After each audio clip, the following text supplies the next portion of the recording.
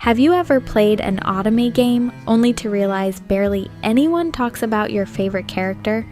Or worse, whenever people do bring him up, it's usually just to hate on him. At that point, I'm wondering, are we talking about the same guy? So today, I'm giving some underrated love interests the free advertising they deserve. First up is Kyrie from Ozmafia. I usually love trickster characters, as you can see in my top picks, but Kyrie is a whole different level of hardcore. I kinda had a love-hate relationship with him. Still, I don't regret buying the game because of Kyrie alone. When I first started his route, my reaction was literally, what the heck is wrong with this guy? Throughout the story, he kept turning me on, then off, then on again. He's smart, but he uses that intelligence to manipulate and mercilessly tease people for his own amusement. He is not playful in a lighthearted way like Eric from Temerana. Kyrie is a calculating, sadistic troll who treats everyone as chess pieces. At one point, he even tells Fuka that the only thing he doesn't find annoying is annoying others. That line pretty much sums him up. What I found fascinating is how contradictory he is. Sometimes he's brutally honest to the point of sounding cruel. Other times, he'll lie without hesitation just to mess with people. You never really know which version of Kyrie you're dealing with, and that unpredictability makes his route entertaining.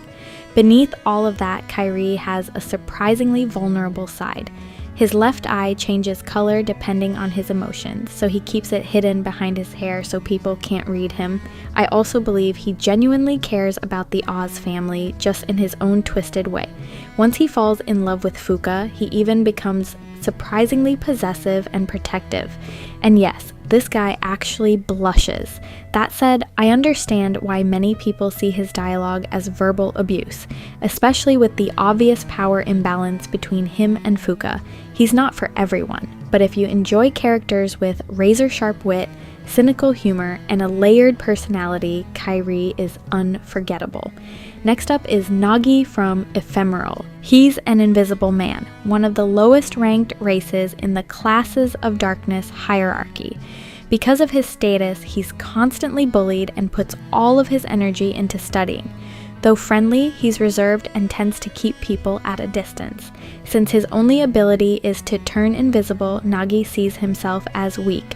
What makes him compelling is how his supernatural ability reflects his emotional struggles. Whenever he's overwhelmed by negative emotions, he literally begins to fade away. What's even scarier is that one day he could disappear completely and everyone would eventually forget him. Even so, all he wants is to stay by Chloe's side even if she can no longer see him. One of my favorite lines is, I finally realized that I wasn't trying to be remembered by everyone. All I need is you. I found it incredibly touching. I also liked how, rather than one person saving the other, Nagi and Chloe work together to overcome their struggles and create their own happiness. His route is bittersweet, especially with its themes of impermanence, but it's still one of my favorites. Now let's move on to Adage from Steam Prison. As a doctor, he understands the human body perfectly. The human heart, not so much, even his own. He often comes off as cold due to his clinical nature, yet he's unexpectedly funny. He has a deadpan way of saying things, whether he's making a joke or saying something atrocious. His sarcastic, dry humor and blunt delivery made me cackle many times. For someone in his profession, Adage has a terrible bedside manner. His language is coarse and he swears far more than the rest of the cast. I mean, I had to agree when he said, "The world is a steaming pile of shit." He even drops an F-bomb, which is not something you hear every day from an Otome love interest. Both Adage and Cyrus are awkward and oblivious about their feelings, yet somehow he's the one who has to educate her about love.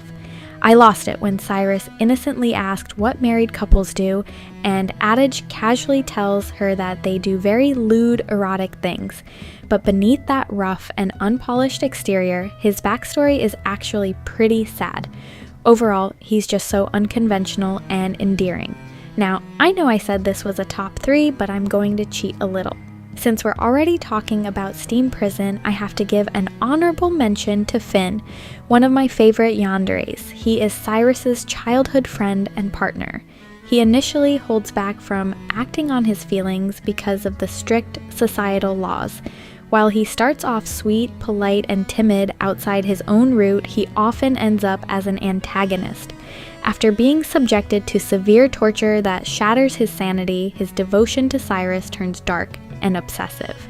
The only thing keeping him going is the hope of seeing her again.